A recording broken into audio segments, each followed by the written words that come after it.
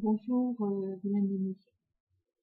Voilà, donc ce matin, je vais vous partager une lecture matinale que j'ai fait dans Jacques, chapitre 2. Et le titre, c'est de l'égard aux personnes et de la foi sans œuvre morte en elle-même. Mes frères, n'ayez point la foi en notre Seigneur Jésus-Christ glorieux, en ayant égard à l'apparence des personnes. Car s'il entre dans votre assemblée un homme qui porte un anneau d'or et qui soit vêtu de quelques précieux habits, et qu'il y entre aussi quelques pauvres vêtus de quelques méchants habits, et que vous ayez égard à celui qui porte l'habit précieux, et vous lui disiez, toi, assieds-toi ici honorablement, et que vous disiez au pauvre, toi, tiens-toi là debout, ou assieds-toi sur mon marchepied. N'avez-vous pas fait différence en vous-même, et n'êtes-vous pas des juges qui avez des pensées injustes? Écoutez, mes frères bien-aimés, Dieu n'a-t-il pas choisi les pauvres de ce monde, qui sont riches en la foi et héritiers du royaume qu'il a promis à ceux qui l'aiment? Mais vous avez déshonoré le pauvre.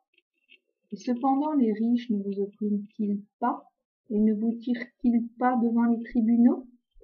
Et ne sont-ce point eux qui blasphèment le bon nom qui a été invoqué sur vous?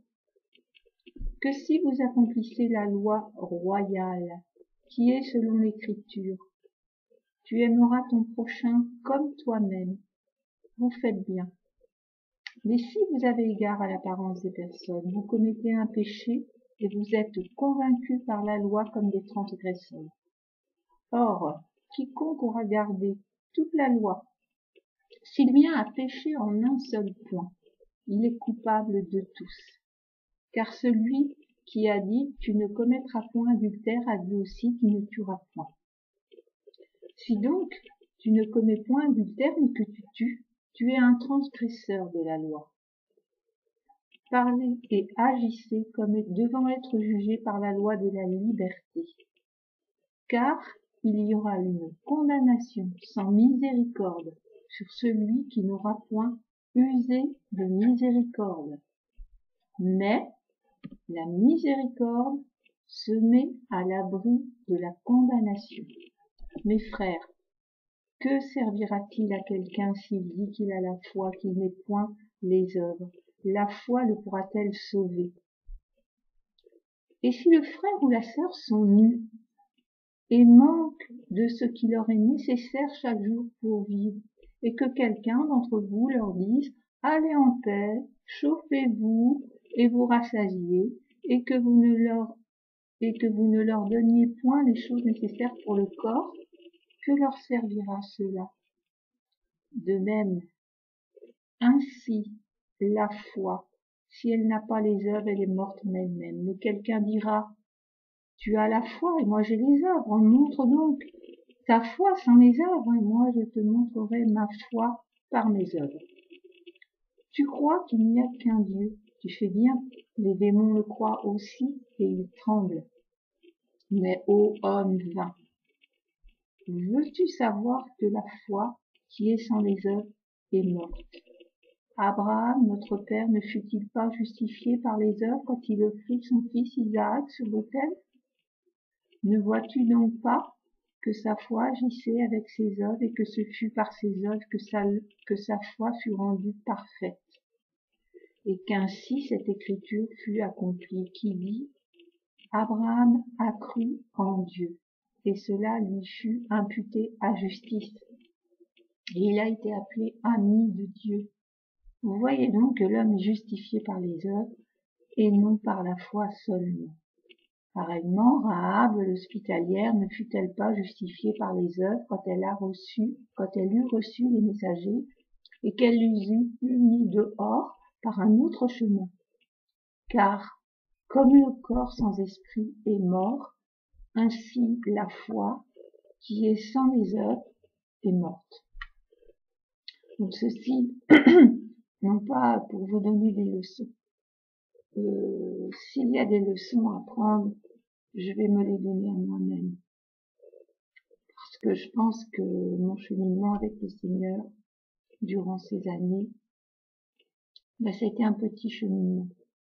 Et j'aurais pu faire beaucoup plus pour lui, comme je l'ai déjà dit, en considération de ce que lui-même avait déjà fait pour moi.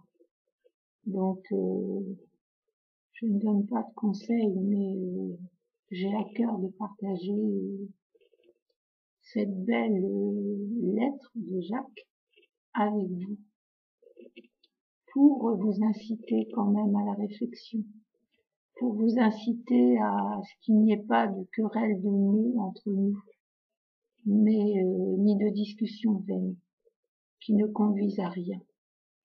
Et j'ajouterai, excusez-moi les frères de dire ça, mais de discussions vaines sur nous les femmes, qui est maquillée, qui n'est pas maquillée, qui a des ongles faits, qui a des décolletés trop grands. N'attristez pas l'esprit avec ces choses. Et que si quelqu'un trouve que je suis dans l'erreur, qu'il me le dise, parce que je ne demande qu'à grandir. Mais je veux attacher vraiment mon propos à vous dire ce matin, de pratiquer la miséricorde.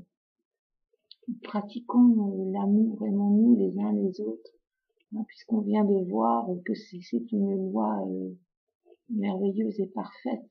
Voilà, que la miséricorde efface tout ce que l'on peut faire qui ne convient pas à Dieu. Hein, donc, lisons, relisons cet épître et bien d'autres. Mais là, pour le coup, ce matin, c'est ce que j'ai à cœur de vous dire. Pratiquons la miséricorde. Nous sommes dans des temps qui sont difficiles. Nous avons des frères et des sœurs qui n'échappent pas à tout ce que nous vivons actuellement. Certains ne sont pas protégés, certains souffrent des temps que nous vivons. Donc, soyons là, soyons hospitaliers, soyons bons, soyons fraternels. Et puis, je vous l'ai redit pour que vous pensiez pas que je puisse être une donneuse de leçons. C'est des leçons vraiment que je prends déjà pour moi-même. Donc, soyez bénis et puis que cette réflexion vous enrichisse. Comme moi, la parole de Dieu m'enrichit dans cette période de ma vie. Et que je prie Dieu de m'enrichir encore plus. Merci à tous les frères et toutes les sœurs par leurs études, leurs vidéos. Soyez bénis, soyez affermis pour ces temps de la fin. Amen.